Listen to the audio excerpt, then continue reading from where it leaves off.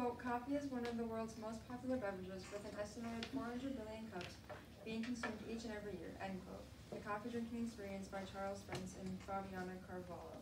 Everyone knows what coffee is. You walk into Target and are immediately hit with the fumes of Starbucks coffee. In Litchfield alone, there are 3 coffee shops.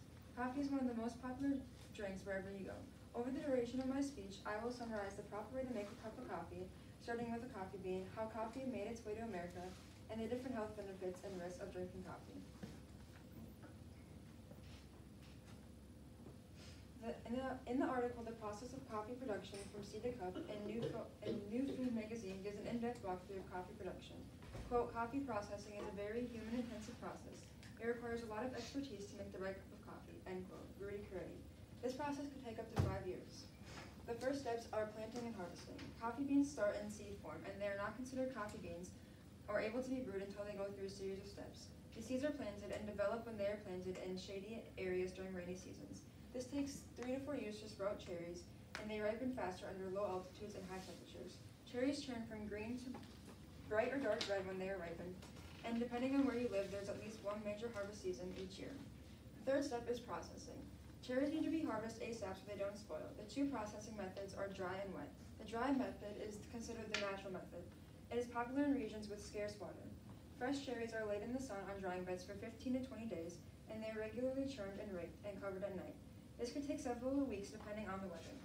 They are finished when the picked cherry moisture content is less than 7% and the outer layer is dried up and black and brittle. The wet method is the newer method. It uses the use of water to remove cherries while extracting beans. The beans are cleaned, sorted, and put through a pulping machine which removes the skin. Then they are hand sorted. This produces lower quality coffee. The mucilage left from pulping the beans needs to be dissolved, so the beans are put in large tanks, stirred, and washed repeatedly for up to a day. Then they are laid in the sun for 1 to 2 days. Before being sold, the seeds still need to go through a process of steps.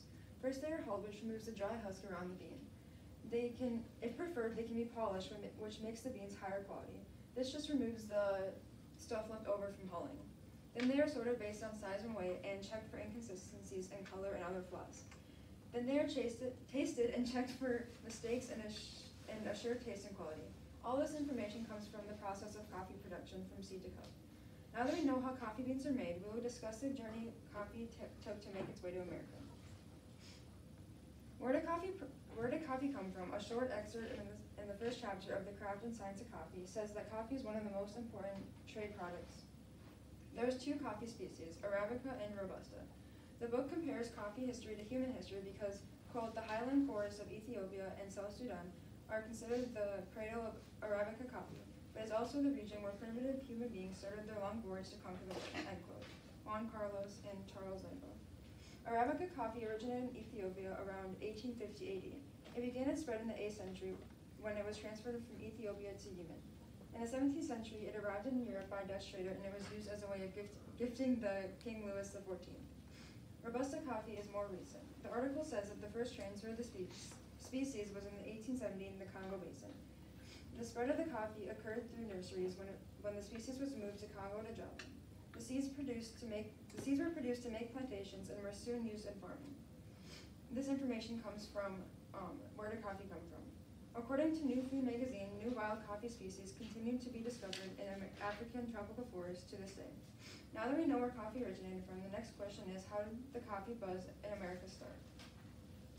Starbucks, as we all know and love, is the largest, one of the most famous multinational chains of coffee houses in the world. Because of Starbucks, the coffee business boomed in America.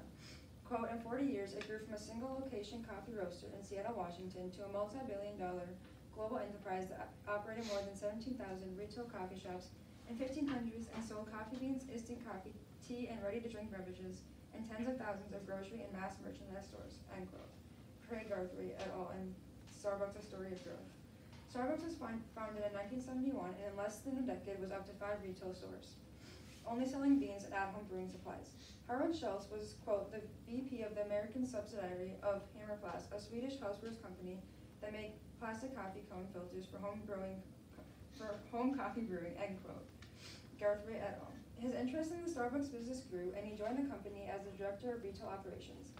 He went on a business trip to Milan where he saw that the espresso bars were full of customers conversing and socializing while drinking fancy espresso beverages. This inspired him, and he realized that the U.S. had lack of places as such. When he returned home, he presented the idea to the Starbucks management, and it was shut down because, quote, getting into the restaurant business would distract the company from its core asset activities, roasting and selling coffee beans, end quote, Guthrie et al. Schultz left Starbucks and showed them up, opening his own cafe, quote, selling espresso-based drinks such as cappuccinos and food items, in addition to the whole bean coffee. He attracted 1,000 customers in 6 months, which prompted him to open 2 more locations, end quote. Because of his success, Schultz became the CEO of Starbucks and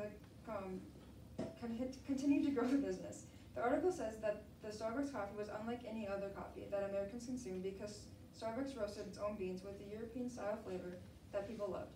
Starbucks management was precise in every aspect of business, placing stores in wealthy, highly populated, educated, professional areas.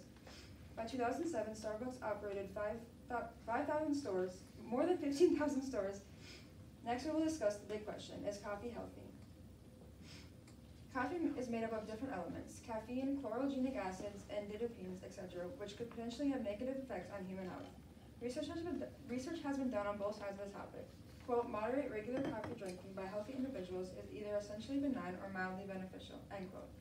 This was by Kirsti Porshidi et al. In a comprehensive overview of the risks and benefits of coffee consumption. Experiments from this article show that coffee consumption is negatively linked to tolerance. Intolerance, the effects of caffeine, by Jennifer Temple, results of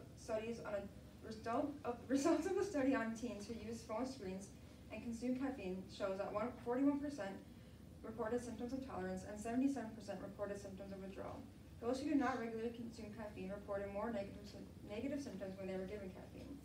It's also negatively affected with cardiovascular diseases such as hyperlipidemia, high cholesterol, and high blood pressure, gastrointestinal conditions like reflux ulcers, heartburn and dyspepsia, osteoporosis, bone fragility, high risk of fracture, insomnia, and menstrual disturbances.